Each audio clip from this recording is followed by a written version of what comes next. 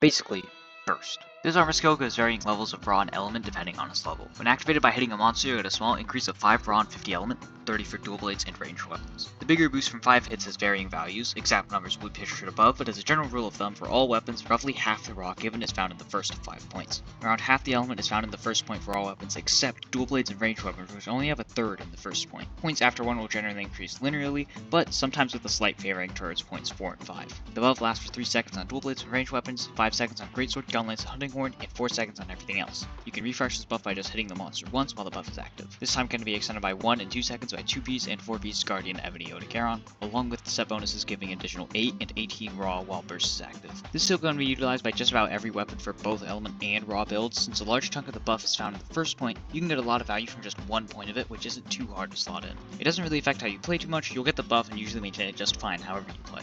You can find this skill best on Guardian Ebony, New, Mizitsune, and God pieces, along with 3 points on a craftable charm and 1 point per 3 slot. A great all-around skill that's easy to get value from. Just when finalizing a build, try to cram in a point to get a good buff for little cost.